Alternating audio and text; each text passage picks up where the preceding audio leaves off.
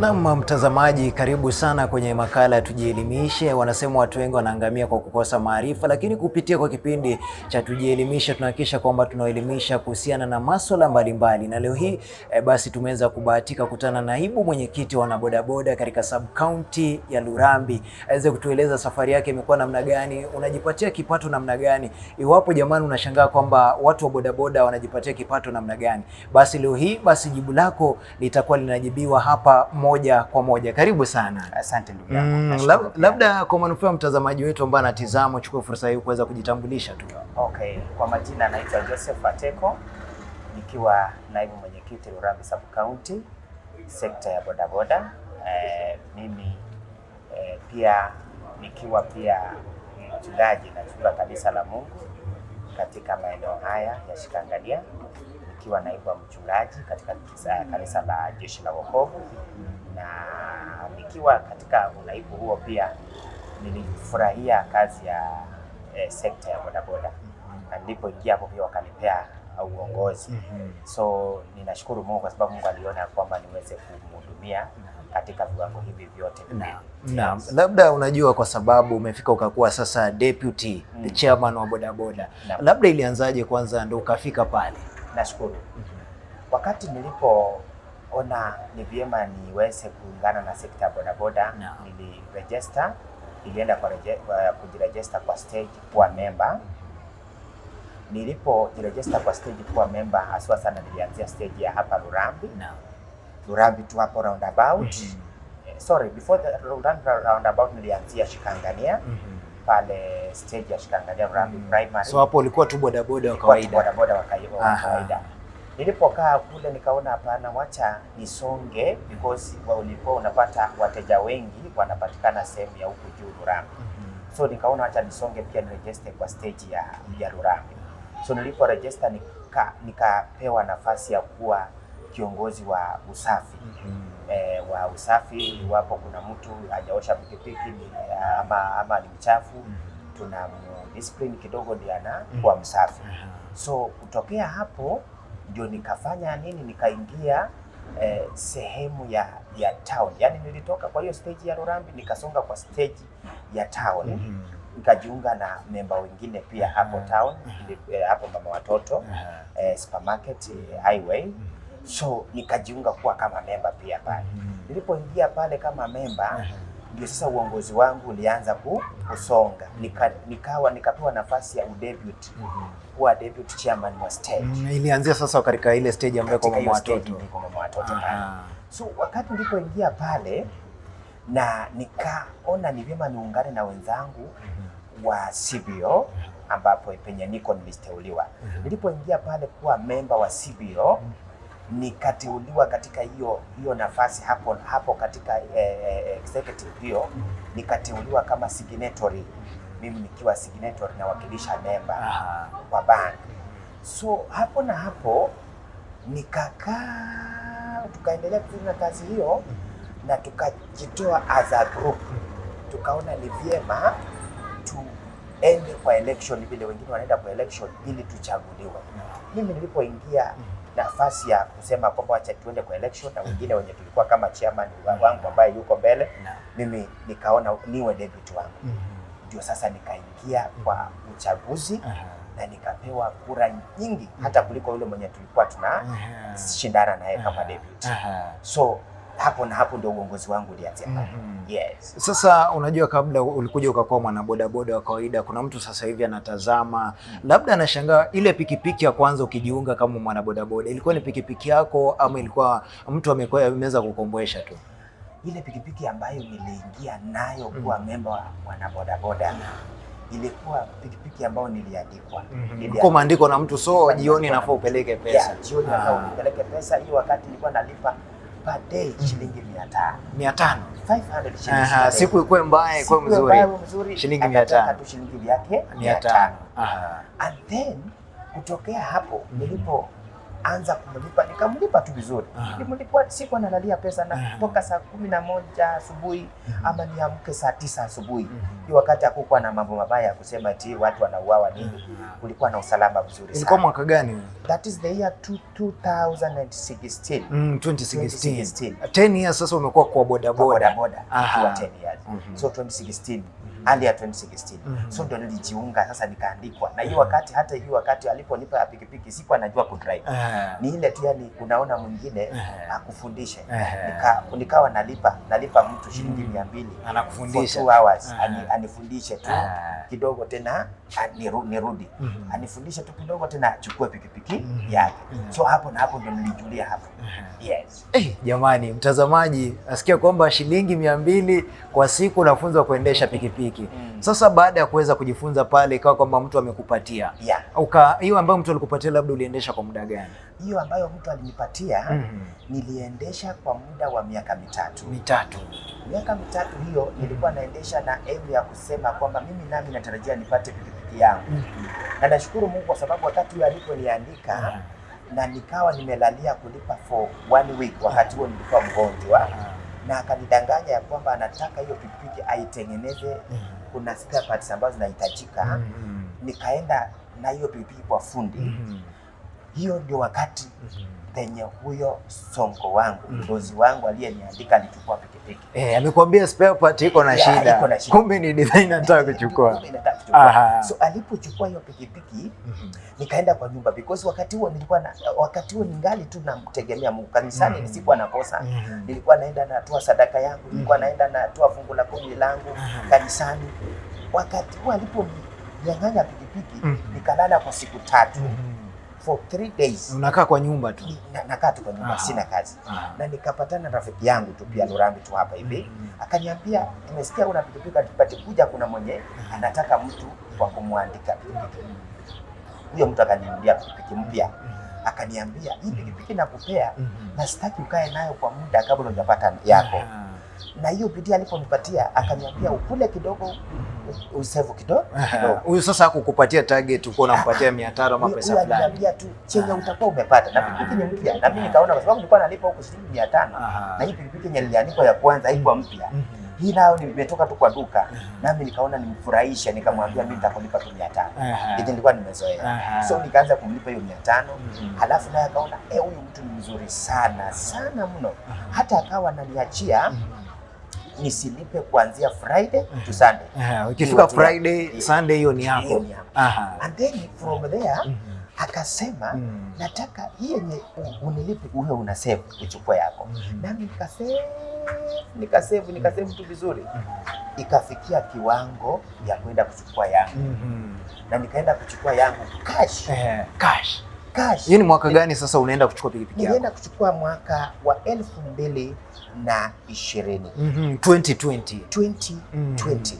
Nikaenda nikachukua pikipiki mpya kwa shilingi 1,105. Hii ni yako sasa? That's mine. Nilichukua cash 105,000. Nilienda kuchukua kampuni yetu ya Boxer kule Kisumu. So hapo na hapo ndio nikaanza kuwa sasa inaonekana kwa mtu ambaye na earn by money. Are you getting that? So hiyo ndio vitu ambavyo nimeanzia from there.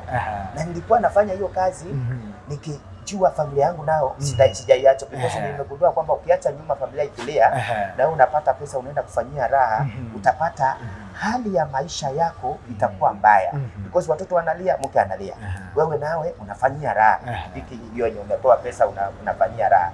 So hautapata hata maendeleo katika nyumba yako ama kwa familia yako. Yaani mtazamaji, it's very interesting. Kumbuka kwamba alikuwa anaendesha pikipiki ambayo analipa shilingi 500, ikakuja ikafika mahali pikipiki kachukuliwa. Akakutana na jamaa akampatia pikipiki nyingine ambayo aliendesha kuweza kusave kidogo kidogo. Sasa tumefika ana pikipiki yake. Kuna mtu pale nje ako na wasiwasi, anauliza kwamba je, hii sekta ya bodaboda inalipa? Sekta ya bodaboda inalipa. Niseme hivyo maana unajua watu wengine hawajui inalipa kwa sababu pesa wanapopata hiyo pesa wanatumia kwa njia yenye sio mzuri. Hii pikipiki kwanza, mtu mwenye anaendesha pikipiki ndiye tajiri kuliko wale watu wameandikwa kwa kampuni hizi zingine za serikali wameandikwa na serikali. Because niseme hivyo, unaweza pata either siku za hapo nyuma, by the way nimesema hivyo kwa sababu siku za hapo nyuma zimekuwa sawa kabla uchumi haijaribika.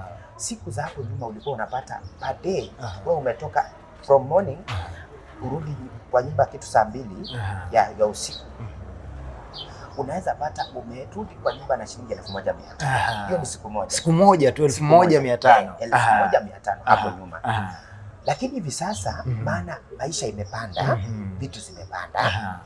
Kama itawezekana, hata kama ni yule mtu mwenye ameandikwa ametoka asubuhi anarudi jioni, hautakosa shilingi zako 400 ama 300. Unaweza pata katikati ya 300 ama 400 unarudi nayo. Hii sasa ni yako, hii ni baada ya kuweka mafuta. Hiyo ni yako. Unaweza sema sasa per day naweza save shilingi 200 ama per day naweza save 100, because kwa sababu familia nayo inapopanuka kwa nyumba, inapoongezeka nao uchumi nao inaongezeka, majukumu yanaongezeka, nao inaongezeka. So inalingana na jinsi vile familia yako yenye uko nayo kwa nyumba yako. Kama uko na watoto kiasi fulani, unaelewa, wengine wako shuleni high school, wengine wagali wanalelewa wanahitajika hivi na hivi.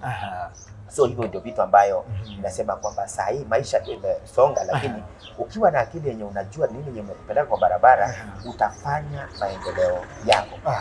So unasema sofa kwenye biashara ya bodaboda umesomesha familia yako, wanakaa vizuri. Familia yangu saa hizi wako settled. Kwa shule mimi nimehakikisha watoto wangu wanasoma. Watoto wangu wanasoma because I have my kid ako form 3, I have my kids ako grade 9, na huyu mwenye ako form 3 ako public school, na huyu mwenye ako grade 9 ako boarding school. Haya, tuko na mwenye ako public school ako grade 6, tuko na mwenye ako public school grade 4 na up to grade 2. So hawa watoto wangu wote nahakikisha nataka wasome. Kitu ya kwanza yenye ninatamani wasome ni moja, hawa watoto wakishasoma watakuwa wanakumbuka baba alihustle na mama walikuwa na hustle tukasoma.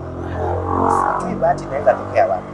Mtoto anaweza soma, unaweza pata lawyer pale, unaweza pata engineer, unaweza pata pilot pale, unaweza pata askari, hata unaweza pata president pale, au juangi huyu mtoto anaweza kusaidia ama anaweza inukia kutokea wapi. So kitu kingine naimiza tu ni kwamba tufanye kwa barabara, hasa wana bodaboda, tukifocus kwa watoto wetu.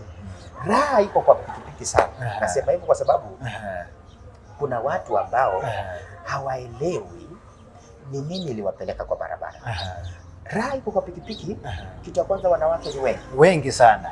Kitu ya pili, mambo ya pombe, ukijihusisha na mambo ya madawa ya kulevya iko sana, na hiyo inakukaribisha tu kuja, inakuita yenyewe.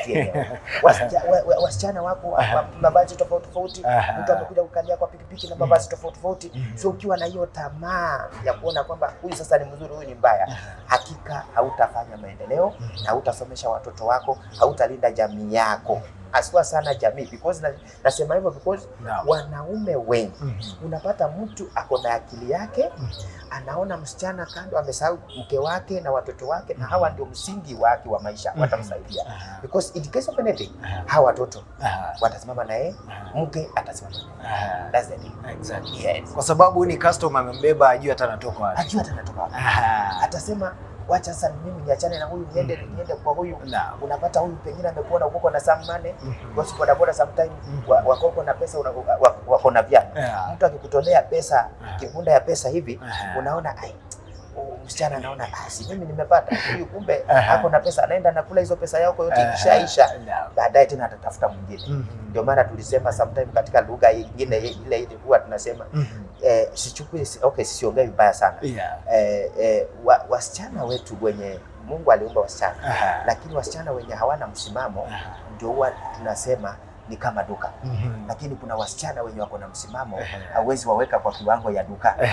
Wasema wale ambao wana msimamo tunaweka kama duka. Kama duka. Duka ni kila mtu anaweza nunua pale. Mtu anaweza enda anytime anunua. Hata ikifungwa bado utagonga ifunguliwe. So wale wenye wako na msimamo hatuwezi waita hivyo, lakini kuna wasichana wenye hawana msimamo, wanakula hapa pesa, waende wakule pale pesa, waende wakule kwa ule pesa, hivyo hivyo tunawaita kama duka. Sasa unasema iwapo mtu atakuwa na tamaa katika sekta ya bodaboda, hudumu itakuwa vigumu sana. kabisa, itakuwa vigumu sana. Katika hali ya kudumu ndio unapata mara nyingi sana jamii yao haijasimama, hawajasimamisha jamii zao. Ndio maana unapata mwana bodaboda ameandikwa for so many years, anaandikwa tu kwa pikipiki, hajanunua yake. Although pengine anaweza kuwa ameuza shamba kwao, wengi wanauza shamba, na mimi sipendi kwa advice mtu auze shamba anunue pikipiki. Ni heri hiyo shamba ikae, ufanye bidii ununue pikipiki yako kupitia kwa loan au kupitia kwa vyama, ununue pikipiki at least ikusaidie, kwa sababu mashamba wewe utapata watoto watakosa mahali pa kujenga. So hizo vitu ambao mimi ningependa kuhimiza sana sekta ya transport ya bodaboda. Unasema labda vyama ama waende wachukue vya mkopo. Lakini kuuza shamba kwa sababu uchukue pikipiki hapana. Siruhusu. Shamba baba yako hakuuza. Baba ambaye alipewa na baba yake hakuuza hilo shamba. Yeye alisema hii shamba na irithi kwa sababu ya kizazi changu. Lakini watoto wenye tumezaliwa tunaanza kuuza mashamba kwa sababu ya pikipiki. After all, hiyo pikipiki utauza, itakuja kuibiwa, itakuja kupata ajali, itaenda hivyo, hiyo shamba imeenda hivyo. Sasa umebaki zero, uko na watoto pale, inatakana wasomeshe, wakishakuwa wawe kwa shamba. Lazima waonyeshe mahali penye watajenga. So mimi siwezi ka-advise vijana wetu waweze kuuza shamba, wanunue pikipiki. That's not the development you can do. Sasa kuna kijana sasa hivi amesikiza vizuri baadhi ya changamoto ikiwemo wanawake, pombe. Labda wewe kwa hii miaka 10 umefaulu namna gani ndio ukaweza kufikia katika mahali ambapo umefika? Japo kwamba kuna changamoto mingi sana. Very good. Kwa hii miaka 10 mimi nimeona kufaulu kwangu. Maana kwa hii miaka 10 mimi wakati niliingia kuandikwa katika sekta ya pikipiki sikuwa na nyumba. Mimi sikuwa nimejenga nyumba yangu nyumbani. Lakini hivi sasa ukikuja kwangu unaweza dani huyu anafanya kazi kwa serikali, government. Unasema pikipiki imekujengea? Imenijengea. Pikipiki imesababisha ninasomesha. Pikipiki imesababisha saa hizi siwezi enda kuomba mtu unga. Siwezi enda kuomba mtu nimelemewa. Hapana. Nimesimama kwa sababu ya pikipiki. Pikipiki hii imenisaidia. Kuna vitu ambavyo mimi nimevifanya kwa boma langu ambavyo watu wengine wenye wameajiriwa hawajavifanya. Mtu ambaye anafanya mshahara, anapata mshahara, hajafanya, ni vigumu kwake, kwa sababu anaona sasa niende nichukue loan, na nikishachukua loan nitakatwa ndio, lakini sasa hii yenye nafanya hii huenda itakuwa because loan pengine ni kidogo. So mambo kama hayo inapata mtu hawezi faulu, lakini mimi nashukuru because motorbike hii imenisaidia. Na mimi ninahimiza hata watoto wangu, singependa waendeshe pikipiki. Hata mtoto wangu akishika pikipiki wanachapa. Unasema hutaki ashike kabisa? Sitaki ashike. Kwa sababu kuna wazazi wengine huwa wanasema eti mimi nataka watoto wangu warithi ile pikipiki ambayo nilinunua. No.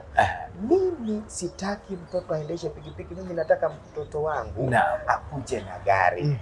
That's what I want. Nataka nione gari, nataka nione ndege. Hizo ndio vitu nataka. Manake kulikuwepo baiskeli, pikipiki sasa iko tunatarajia tuone gari. Vitu tofauti, tuone at least watoto wakikuja na magari kwa boma.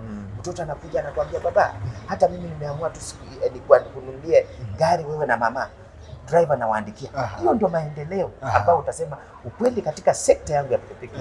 Mungu amenijalia, nimefaulu. Watoto wangu wako sawa. Saa hizi naishi maisha ya usongo ama ya utajiri.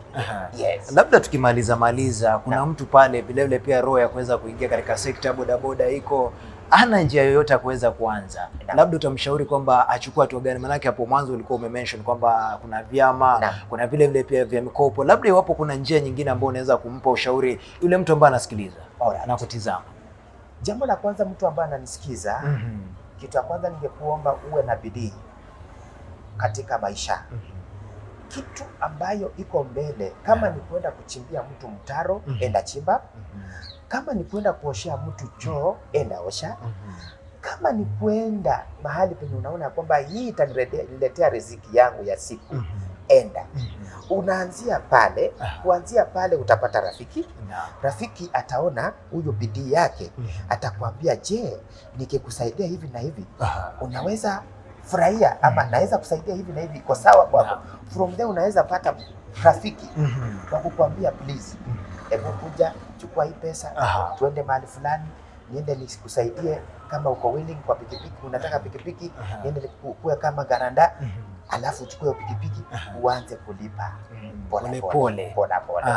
And then pia kuna watu wengine wao wanasema naweza chukua pikipiki sasa, kazi hakuna, nitalipaje loan? Loan ni bidii yako.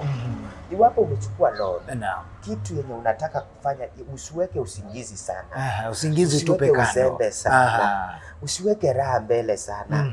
Jinyime. Hata kama unaweza kula muogo, ukule ile viazi, ukule ile tunaita githeri ya 20. Kubali kukula hiyo. Lakini unajua unataka kung'ang'ana hii loan umalize. Ukishamaliza utakuwa stable. Hizo vitu unataka kukula hiyo tamu utakula. Time itakuja utakula. Na uangalie marafiki gani wenye natembea nao. Kuna marafiki wenye mimi nitatembea nao wa kuniambia leo tuende hivi, leo tuende njia hii ambayo sio nzuri, ambayo itanisababisha mimi nisione mafanikio ya maisha yangu. Yaani mtazamaji, natumai kwamba unazidi kuelimika, manake kumbuka alianza kuendesha pikipiki ya mtu akawa anapeana shilingi 500 at the end of the day. Ikafika mahali akakuja akanyang'anywa pikipiki, anaambiwa kwamba inataka kurekebishwa. Ina maana kwamba ukitegemea kitu cha mtu anytime inaweza ikachukuliwa. Akaja akapata rafiki ambaye alimsaidia akapata pikipiki nyingine pale ambapo hakuhitajika kulipa awali. Lakini akakuja akasema hapana, nilikuwa nimezoea kulipa, wacha nilipe. Akaja akachoa kwamba kuanzia Friday, Saturday, Sunday hautakuwa unalipa. Akasema kufikia pale akakuwa na save, moja kwa moja akapata pikipiki yake. Pikipiki yake imemsaidia sana katika kusomesha watoto wake, amejenga vile vile pia pale katika boma, kumaanisha kwamba kazi ya pikipiki inalipa. Labda ushauri wako wa mwisho tukimaliza tu, kuna watu wanaogopa sana sekta ya bodaboda, wanasema kwamba bodaboda ni watu wabaya, wanahusishwa na vitu vibaya. Labda ushauri wako tukimaliza. Asante. Ushauri wangu kwa wale ambao wanasema sekta ya bodaboda ni mbaya, imebeba wahalifu, niseme ya kwamba si wote ambao ni wabaya. Bodaboda hii imebeba wazuri, pia imebeba watu wabaya. Na jinsi vile mnavyochukulia, mnasema wote, mnahusisha wale wazuri ndani, wenye wako ndani ya hawa. So ni vyema kama umejua huyu mtu ni mbaya, useme tu ni mtu fulani, sio watu wote. For example, mimi siko kwa sekta ya uaskari. Askari for example amekurusha mwingine risasi, ameua mwingine, sasa watakuwa maaskari wote? Hawatakuwa askari wote. For example, tuende kwa walimu. Mwalimu amepatikana kwa makosa fulani, sasa itakuwa walimu wote wamekosa? For example pia daktari, huenda ikawa kuna daktari yule ambaye amefanyia mgonjwa madhambi, sasa hawatakuwa madaktari wote, ni daktari mmoja. Kwa hivyo sekta ya bodaboda imebeba kila mtu. Sekta ya walimu imebeba kila mtu. Sekta ya madaktari imebeba kila mtu. So msituchukue vibaya vile mnavyotuchukua vibaya. Naomba pia muelewe sekta ya bodaboda na mtakaa vizuri na sekta hii vizuri sana. Msituweke tu kwa kila kitu ni kibaya. Hata mkiwa na watoto kwa boma, ukiwa na watoto wao kwa boma, unajua ubaya wao na uzuri wao. Usiseme tu watoto wote ni wabaya. Unajua mtoto wangu huyu anakwanga root, huyu mwingine anakwanga sawa sawa. So ni vyema tuelewane kwa hilo.